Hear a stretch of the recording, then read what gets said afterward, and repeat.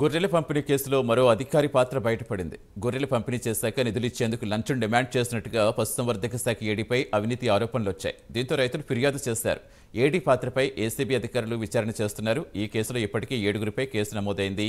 4 arrest అయ్యారు.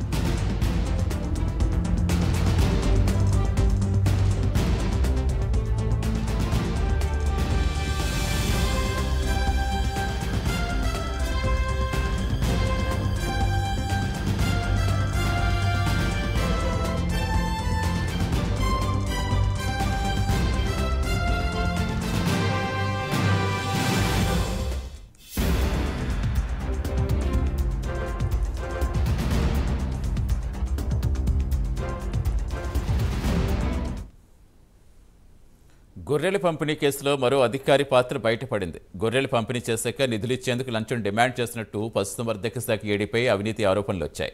దీంతో రైతులు ఫిర్యాదు చేశారు. ఏడీ పాత్రపై ఏసీబీ అధికారులు విచారిస్తున్నారు.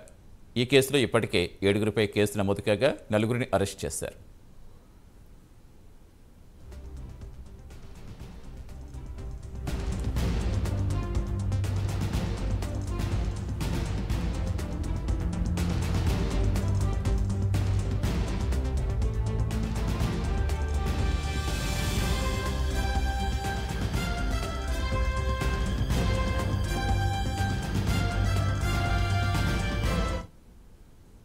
పశుసంవర్ధక శాఖ ఏడీపై అవినీతి ఆరోపణలకు సంబంధించిన పూర్తి సమాచారం ఇచ్చేందుకు మా కరెస్పాండెంట్ కుమార్ జరుగుతున్నారు. కుమార్, తీగలాగితే డొంక కదిలినట్టు ఒక్కొక్క శాఖకు సంబంధించి ఆరోపణలు మధ్యకాలంలో బయటకు రావడం చూస్తూనే ఉన్నాం. తాజాగా ఈ పశుసంవర్ధక శాఖకు సంబంధించి ఏం చెప్తున్నారు అధికారులు? ఎంత మేరకు అవినీతి జరిగినట్టుగా చెప్తున్నారు?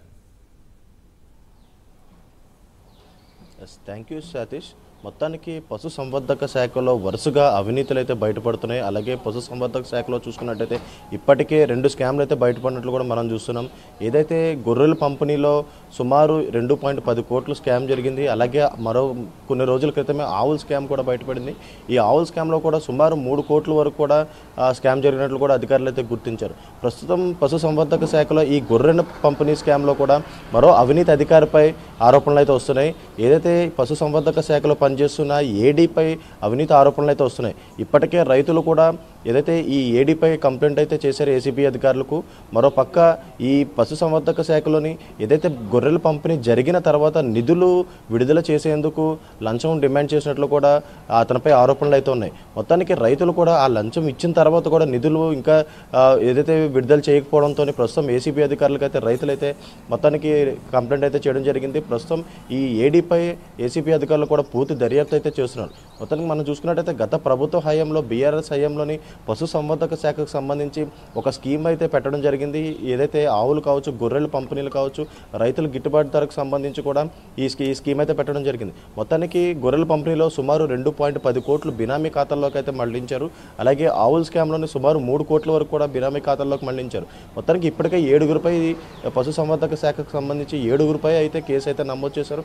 ఇప్పటికే 4గురిని కూడా అరెస్ట్ చేశారు. మొత్తానికి చూసుకున్నట్టయితే ఈ స్కామ్లోని ఇంకా ఎవరెవరు ఎంతమంది ఉన్నారన్న కోణంలో పూర్తిగా విచారిస్తున్నారు. మరో పక్కన ఈ రోజు కూడా ఏడీపై కూడా అవినీతి ఆరోపణలు రావడంతో రైతులు ఏదైతే ఏసీపీ అధికారులు అయితే ఆశ్రయించారు. మొత్తానికి ఈ పశు సంవర్ధక శాఖకు సంబంధించి వరుసగా ఏసీపీ అధికారులకు అయితే కంప్లైంట్ రావడంతో ప్రస్తుతం దీనిపై అయితే పూర్తిగా దృష్టి సాధించారు. మొత్తానికి ప్రస్తుతం ఆ ఏడీపై కూడా ఏదైతే దర్యాప్తు చేస్తున్నారో ఒకవేళ ఈ దర్యాప్తులో కూడా అతను లంచం డిమాండ్ చేసినట్లుగా అతను కూడా అరెస్ట్ చేసే అవకాశం అయితే ఉంది. Satish. Right Kumar, thank you.